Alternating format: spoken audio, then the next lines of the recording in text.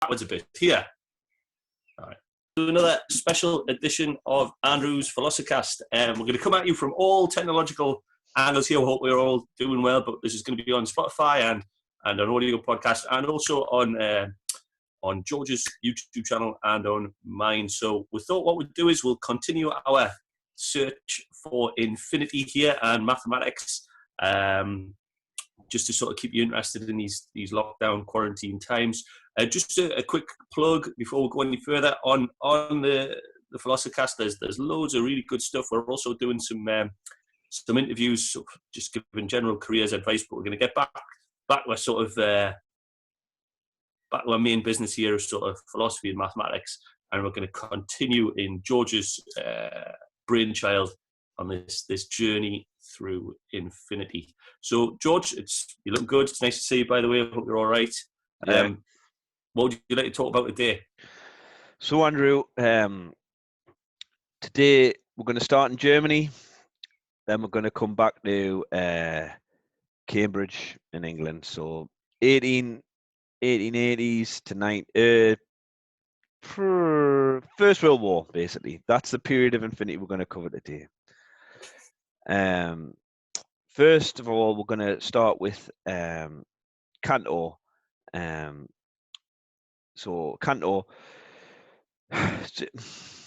this, like we said last week, the challenge me and Andrew have got in these is we're not specialist mathematicians, and increasingly this work is the work of maths-based thinkers rather than philosophers.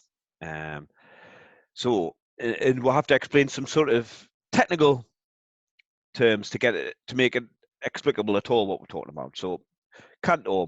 So, cantor is famous, probably not in the public, but with mathematicians, for his work on infinity, and definitions, basic number definitions.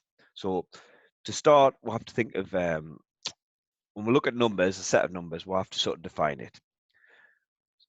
Two of the important definitions Cantor makes in his work is the difference between ordinal numbers and cardinal numbers.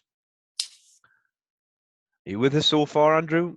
Well, then define these. I mean, I'm really interested in this idea of value being prescribed to numbers sort of arbitrarily, because like philosophically, it's sort of, for me, it strips it down to maths just being like this priori argument. But what's this ordinal and cardinal numbers thing then? Yeah. So I think the point you're making, we're going to answer when we talk to the next guy. And all right, we could have mixed them around in order, but we'll get into that. So maybe you'll have more bites on that, Cherry. So, an ordinal number. Now, the problem with how maths is set at the base, so the logical basis of maths, is it not really how we'll talk about it. So it's perceived as numbers being part of sets contained within bounds, sort of like how from 0 how you can get to 3. Well, it's the set of all the things that contain below 3 and these things, and the empty set 0, and then the next simplest set after that's 1, and that's how you build it up. Sets is a very simple way to do the complex foundations of logic, and I think Aristotelian sort of goes down the set. The set of all crows are black and all men are wise, that type of thing. Would you explain a bit more about that, Andrew, to make it clear? So I think it's Aristotle, and I think it's later sort of Karl Popper as well, in terms of this verification sort of thing, where you can say, it's kind of what you've already said, that this fits in this category, this fits in this category, this fits in this category. I suppose it's kind of like the empirical way of ordering things and applying a set criteria to them.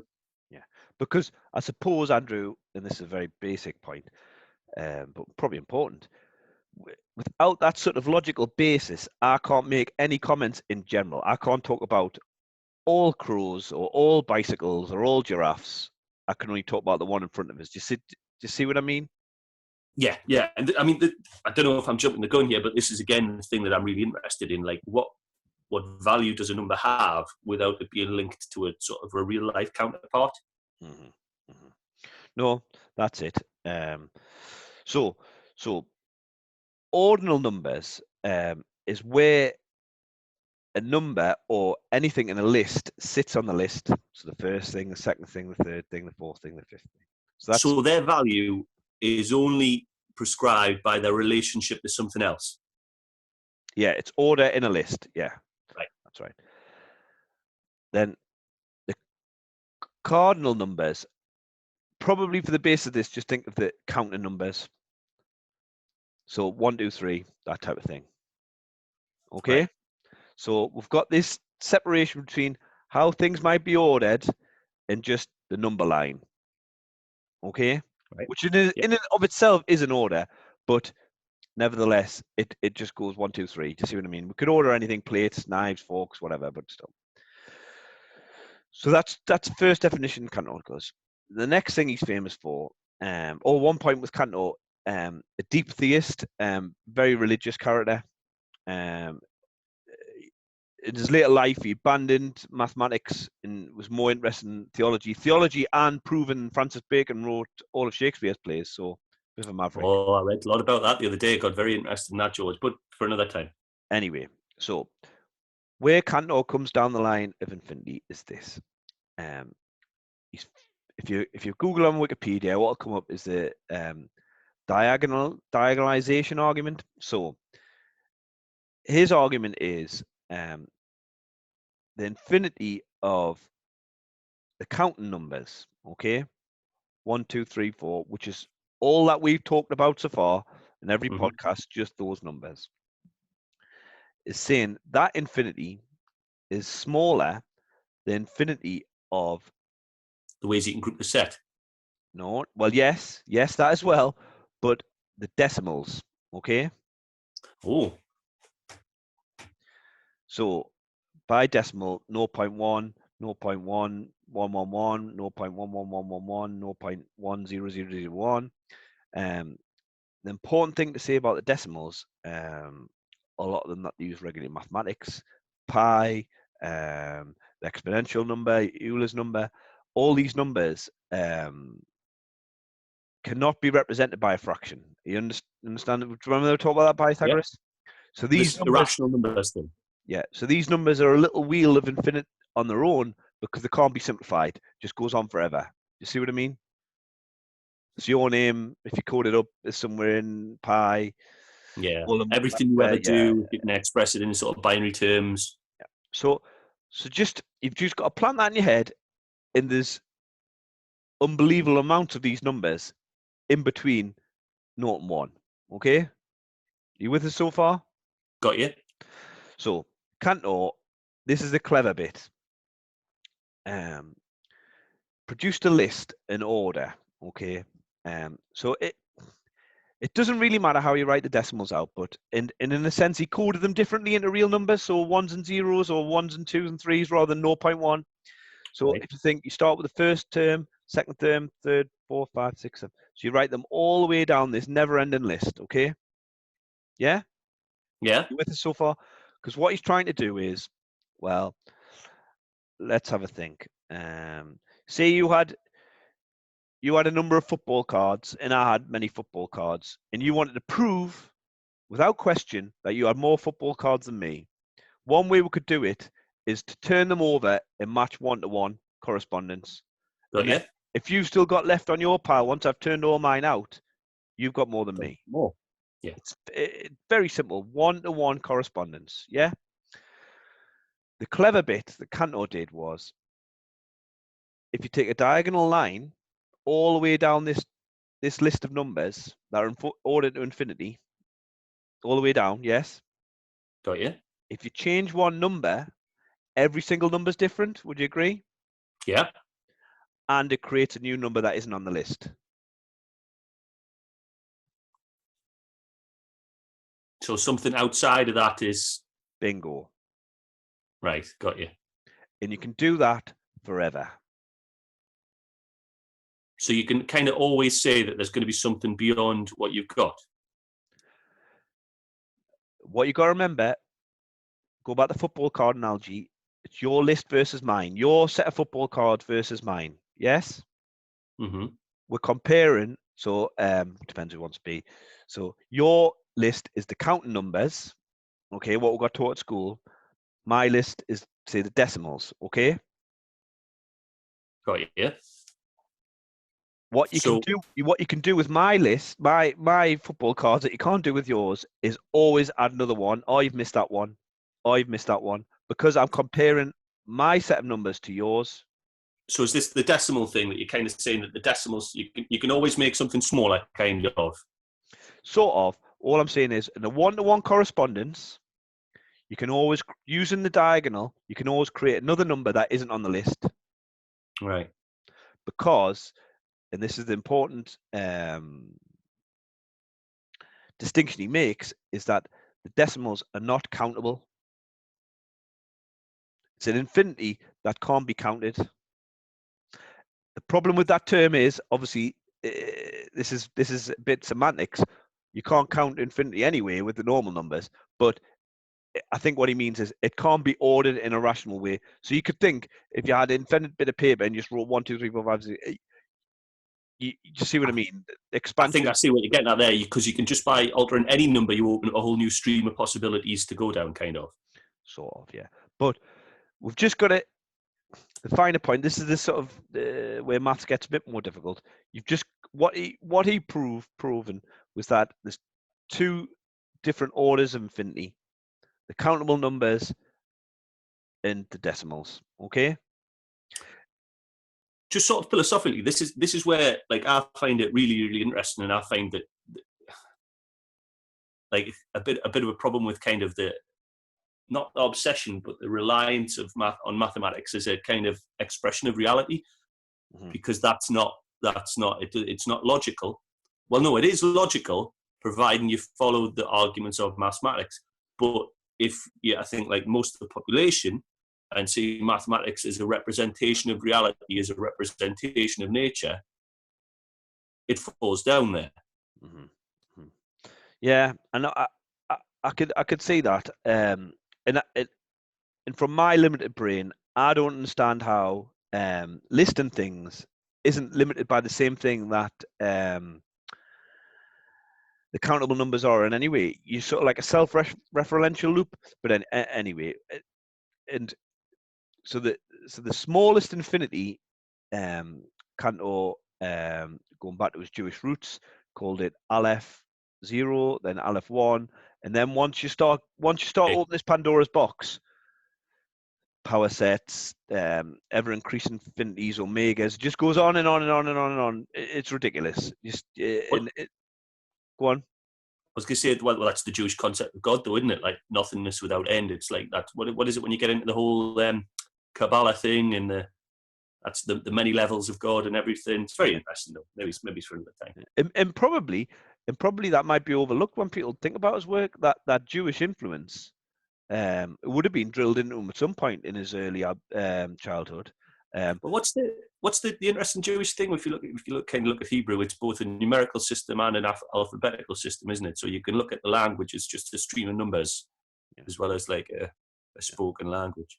Which is interesting, where these people try to deconstruct culture entirely and just go with the basic logic, end up sort of self-referential back to their ancestors, isn't it, really? Yeah. It is interesting, that. It is. Right. So now we're going to segue into the other thing you wanted to talk to, another German who's even fucking harder. Sorry to swear, but this guy's awful. And if anyone wants to do a bit of extra fun work, if you Google Frege, Gottlieb Frege. I love this guy, by the way. This is really interesting. This is really interesting. He's rotten. You can Google Big Bang Theory, Frege. So Frege is probably the most boring thinker ever to be using a punchline, a joke, I would say. I mean, so basically, what's the joke? Pardon? What's the joke? Well, it's not a joke, I can tell. You have to sort of watch YouTube. So it's basically Sheldon, and what's Sheldon's girlfriend called? Big Bang Theory, I can't remember. Is it Amy? No, it's not Amy, is it? Amy Farrah Fowler, that's the one. I wish you were. What do you think it was then? Blossom, anyway. I Blossom. So they're going backwards and forwards about who has prescience. Is it the neuroscience or the physicist? See what I mean? And they play Yeah. top trumps. Clark Maxwell this and Babinski that and blah blah blah blah. And the well, you can see where the punchline's going here. The precipice is basically Sheldon mentioned Frege and his end of psychologism and how he stated logic, and that's the end of the debate, and have to end the relationship because it's so final. That's it, basically. Anyway, so feel free to YouTube Frege, Big Bang Theory. Anyway, so Frege was probably one of the most miserable fellas I've ever read about. There's a lot of miserable people out there in this world. Like, I mean, we can get into Schopenhauer later if you want. Well, okay. Well, excellent segue, Andrew. Basically, see my timeline. Schopenhauer phenomenological. Yeah. Yep. So Frege goes on a one-man mission to wreck basically continental philosophy, Milne, Hume, everybody. Just analytics. Is he analytics? Is he? Yeah, it's logicism. He feels everything about logic since Aristotle is basically added human psychology into the fray. So that's the psychologism. So my aspect, it's all the phenomenological, all those difficult German words and concepts that can't really have English definitions of. My experience of something, all this stuff. He said, no, we're not having that. Basically, and again, probably harking back to Plato's cave, the ideal five exists, these things, and we are somehow referring to that ideal concept rather than the fiveness being anything in and of itself. Just see what I'm sort of saying, Andrew? Are you with us? Yeah. So Yep, he uses a couple of examples, and I think you'll be able to bite on a couple of these. A pack of playing cards is 52. Okay. Yes. But that's not the number of atoms on the playing cards. It's not the number of hearts on the playing cards. It's not the number of faces on the playing cards. It's only one certain aspect of the playing cards. If you hold a pack in your hand, just one pack of cards. Where is that 52 in itself? Are you with us? So what he's saying there is that the knowledge of it being 52 is not related to the actuality of it, kind of. Sort of. Maybe the next analogy I'll use that he's sort of famous for is this sense and reference distinction that he makes. So he uses the example of the morning star and the evening star, which are both Venus. I must have forgotten that. It makes sense. So let's get this right. The sense of both is different. The two different things, because one's in the morning, one's in the evening. Yeah. We could talk about them differently, but they both refer to Venus, whether the person knows that or not. So the sense how it's applied is different to the base reference that's applied to. Can you see that, Andrew? And if we're looking sort of with mathematics here, is this issue again that, like, when you're taught maths at a basic kind of level, you're taught that there's one apple. If you got one apple and someone gives you another apple, you got two apples. Mm-hmm. And if you take away the apples, the concept kind of remains and sticks with it.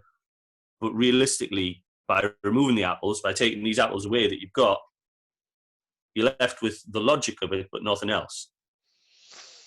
Yeah, I think that's one way you could look at it, Andrew. I mean, these are quite difficult concepts. Well, it's just Wittgenstein again there, really, isn't it? In terms of when he talks in Tractatus, he talks about the picture-based theory of learning, yeah, and how you learn language by getting pictures in your head. And to be honest, that's how I think you learn maths. I think that's the logics of it. There's kind of pictures in your head when you go over it. If you've got 4, add 4.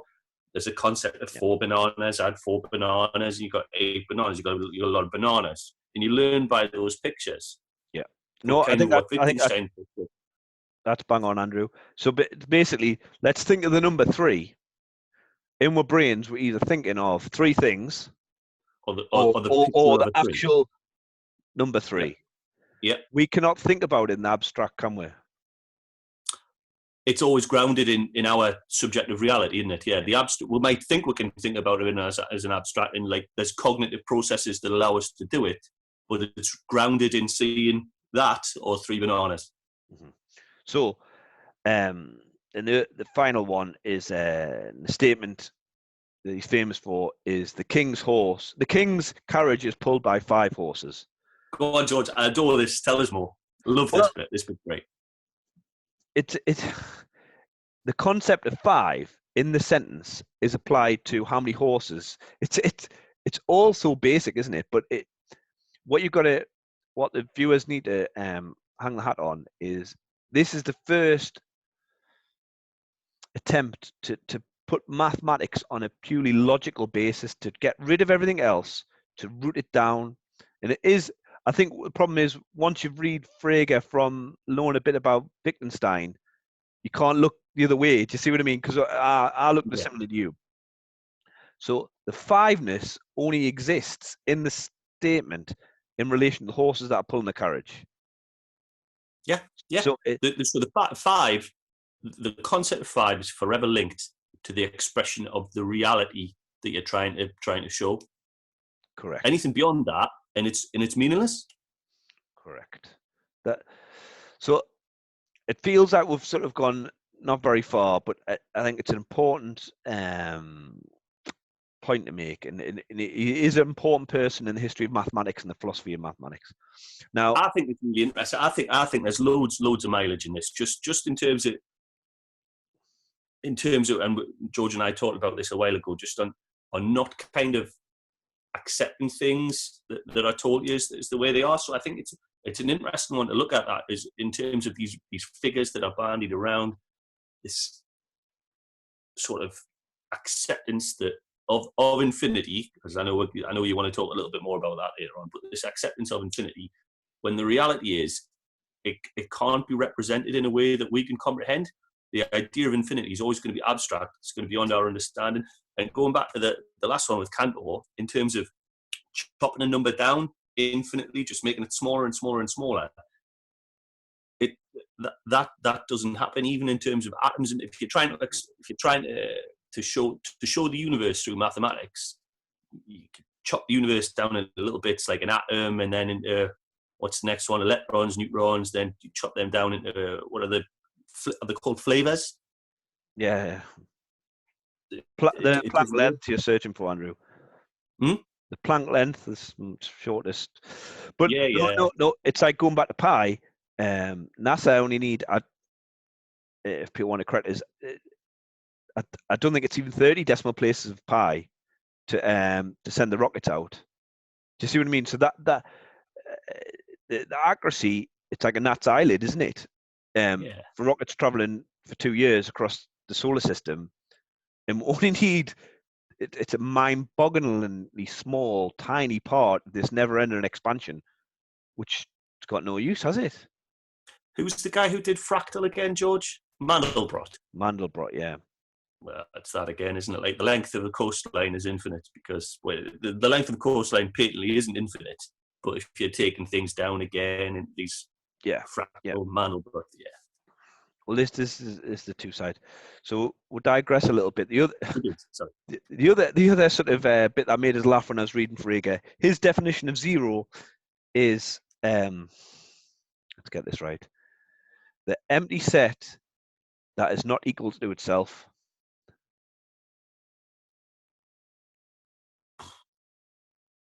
So that's the logical starting point of mathematics, as he sees it.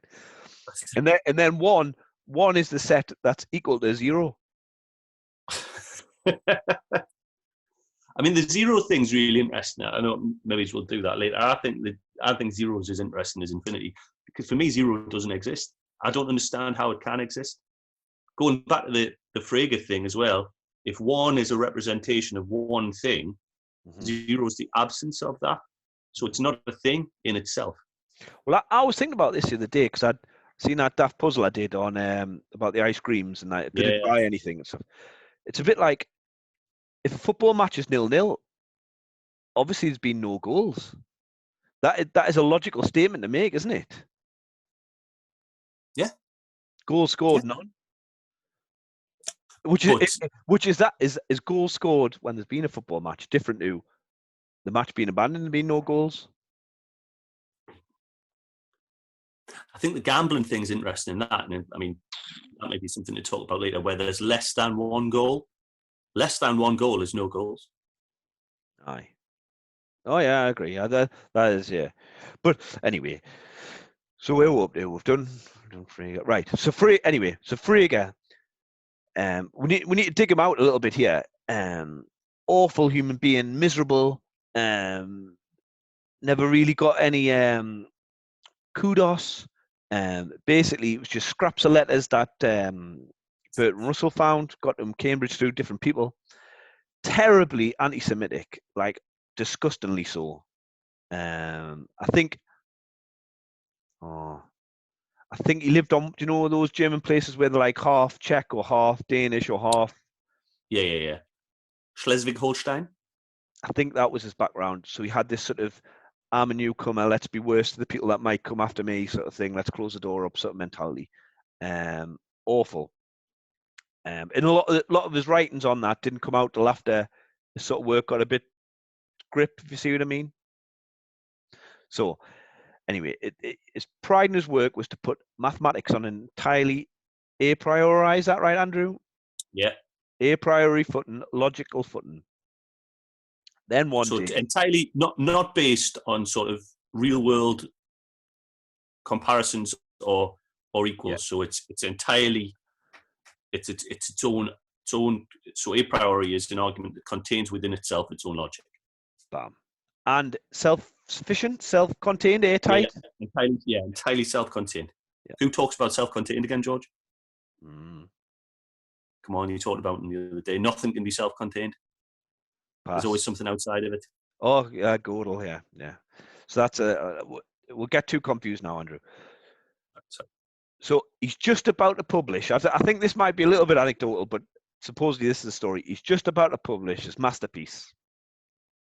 Then this letter comes from Cambridge University, Bertrand Russell. And this is one of Russell's paradox that blows the whole deal out of the water, which reading is viewing the Jews and other things, good on you, Russell, sort of thing. It's the barber paradox. Do you know this one? I don't know this one. Tell me more, please. So, just in the most general sense, does the set of all sets contain itself? Oh, that's interesting. Because, like, going back to Plato again in this priori thing, where he talks about like the form of the forms is the form of existence, is the supreme form is God. But if it's the form of the form, is there a form of the form of the forms? Which is an interesting one. But so, and how this is stated to make sense to lay people like me and you, Andrew, is imagine an island with this one barber, and the rule for the barber is he cuts everyone's hair that doesn't cut the hair themselves. Yeah. He shaves everybody that doesn't shave themselves. So if the barber shaves himself, he doesn't shave himself, and there's just this endless regress. Yeah. You can't get out of it. There's no way out of it. So on hearing this, Frege is a broken man, but and probably against his sort of real character, he sends a really lovely letter back to Russell, and Russell sort of says how it's charming humanity that he didn't feel anger towards him, and he just wants to pursue the facts rather than like be angry about his own work. Like Newton before, do you remember Newton got pissed off and just wanted to be jealous? Frege wasn't like that apparently in his professional work.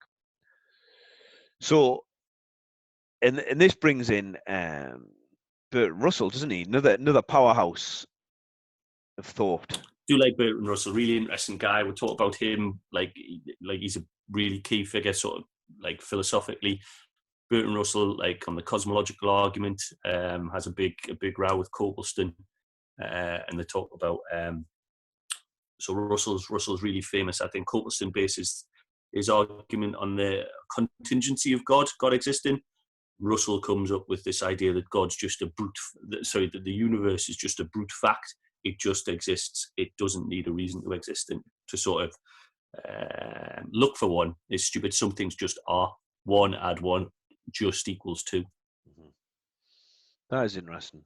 And I mean, the important point with Russell, and I know I've said this before, but he pretty much is the last philosopher to have any influence over maths. He does a book on logic and mathematics as well, didn't he? That's like one of his famous ones. Yeah, and I think famously it took him 75 pages to prove that 1 and 1 equal 2. Yeah. Yeah. And one thing I watched recently, if people want to have a little bit of background on this, is it The Man Who Knew Infinity, the story of Ramanujan, the Indian mathematician? So that's set in the same time as Russell in Cambridge and Whitehead and all these people. So you can get a little bit viewpoint on that. And obviously, at the time, Russell was working with Wittgenstein. Yeah. Yeah. Tell the story about why Wittgenstein became a philosopher, George. Oh, well, yeah. So is this with his relationship with Russell? Yeah. So Wittgenstein was very, again, strangely for a philosopher, it was very mechanical based. He developed a rocket. There's one story where he might have developed the jet engine before the jet engine was invented. He invented the an L-shaped radiator that went into a corner, and houses in the roof and all that. You know that story. Basically, Wittgenstein's great. That's the background. He's amazing. Anyway, so he went to Cambridge. Previously been at Manchester University to be an aeronaut, designed this mystery jet engine, and was interested in philosophy. And he went, sprayed on Russell's door, and Russell said, "Oh, look, write an essay, and I'll tell you whether you're a madman or a genius." And famously, maybe apocryphal, Russell read the first sentence and realized he was a genius. Is that about right, Andrew? That's the one. So anyway, Wittgenstein comes into this story because he completely rejects Cantor's diagonal argument. He says it's just a complete tautology. And I think what you're saying, Wittgenstein's mind is that block is one thing. Give me that block so I can build a wall. This tangibility, how language links to tangibility, is what he was at pains to do. In this greater and greater infinity, is so far away from human understanding that it can't be. How could that be represented in language if it has no reference in reality? Would you say that was a fair summation? I think that's Wittgenstein's sort of major argument with loads of stuff. Language is a kind of the way that we explain it is like human beings evolved from apes. You're capable of making roughly 30 sounds with your mouth and body. Click, that sort of sounds that you can make. Now, with those 30 sounds that you can make, you've got to take the universe apart and express all of these ideas. And Wittgenstein says that language kind of doesn't work that way. What language is the way that we express our own reality. So if I say sheep to you, like if you're a little baby George and I say this is a sheep, sooner or later you'll associate that sound sheep with that little toy sheep that I showed you. Yeah. And forever in your life, your point of reference, you will associate sheep with that toy sheep. Sooner or later you'll see other sheep and your set of sheep will grow, but it's fundamentally based on that first sheep that you saw. Now, what Wittgenstein calls, what he's sort of saying is that we can't really know each other's language that way, but you would have big arguments with this idea that one or two or whatever is abstract to anything outside of your experience. I can say that. And obviously his early work, the Tractatus, was wrote in a very mathematically formal way, statement point one, statement point two, and this, that somehow he's working it all out. I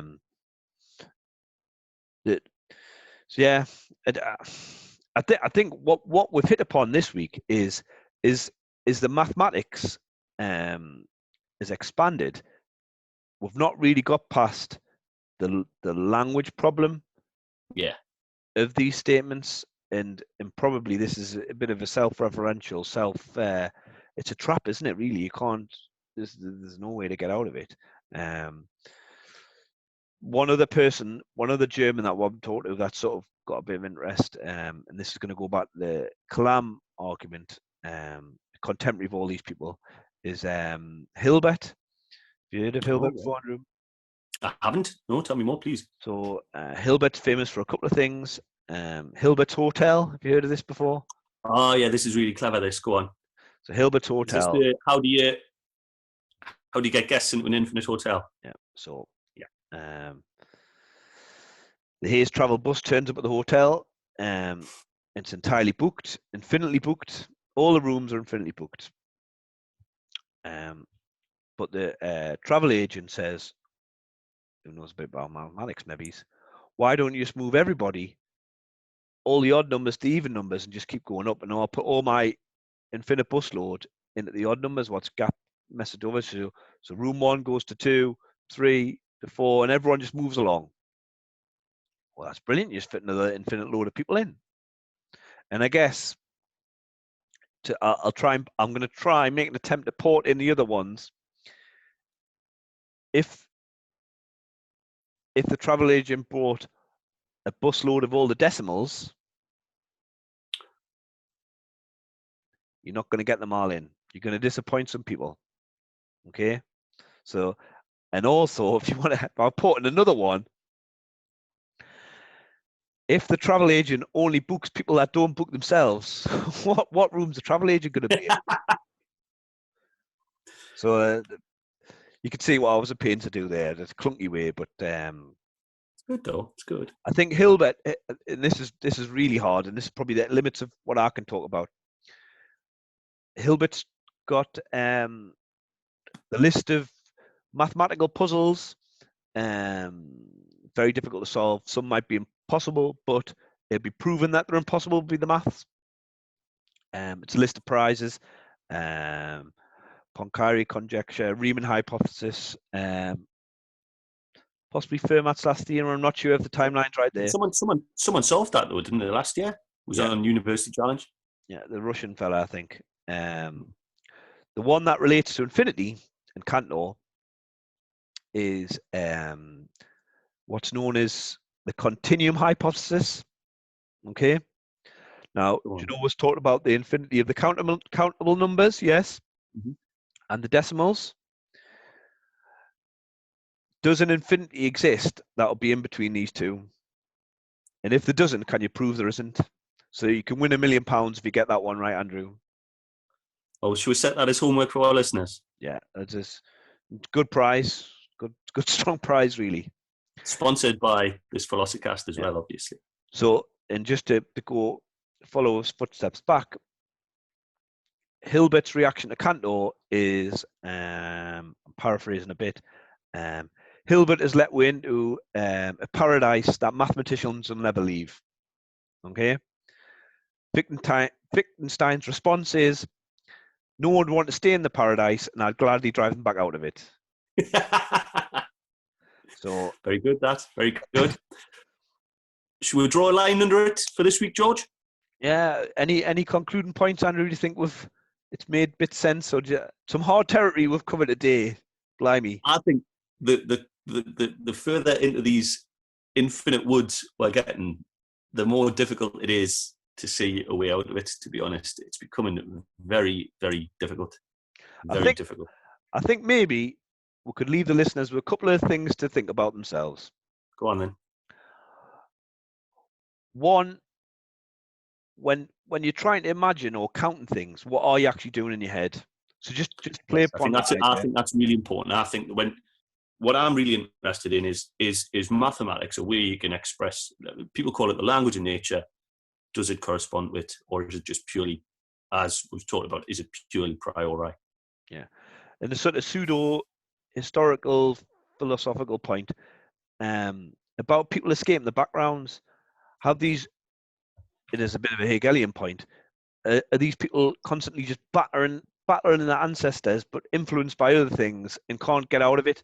Because we've probably much only talked about Western philosophy through this infinity. I don't know the Kalam argument, but I think we're trapped in this sort of Western mindset of, it's a bit like Jesus. What does it mean to me? It's a personal God. It's all these things. Well, if I just apply myself best, I'll figure all these things out. It's quite And it's interesting, a lot of these people are strong believers in God, yet they're railing against the whole background of theology. And when you're reading these historical figures, there's this sort of conflict going on, and it's not really analysed very well, because obviously it's so hard to talk about the hard yards that they set out. I don't think people look back and compare and contrast with their own ancestors and experiences and where they come from. Just to see what the point I'm trying to stretch for. I think it's a good one, George, and I think it's really, really sort of it's linked again to this thing that we're talking about sort of today. It's trying to reconcile your early understanding of maths, which I think is Wittgensteinian. I think is picture based. I think is grounded in reality. I think when you first come across mathematics, it's grounded in reality. I think as you progress through your knowledge of it, and you get closer to this ideas of infinity, to zero, to decimals, when you get into this, you realize that it's not grounded in your reality at all, and that there's almost something beyond. And I think maybe this is why sort of spiritual people are attracted to it, is that there's something beyond the physical world. There's a system that you've got that's logical, but isn't grounded in the physical world at all. Yeah, because primary school children, sorry, we'll cut this through. Primary school children aren't taught the logical basis of mathematics before they learn the times tables, or no way. 1 + 1 = 2. It's just accepted to run with, isn't it? You've got 2 Lego bricks, add another one, you've got 3. That's the starting point. You're not expected, and really, you never are. I don't think, even at university, I've got a friend who's doing maths at University of Durham. He's done very little about the logical foundations of mathematics. I think it's just expected it's just based on that rock, really, and go with it. There's certain things you've got to accept glibly, blithely, swallow it. Well, Andrew, not our listeners. They're going to question and think and explore, okay? Very good. Right, shall we wrap it up today, George? Yep. Okay, guys, thank you very much. Thank you very much for listening. See you Bye-bye. soon. Bye.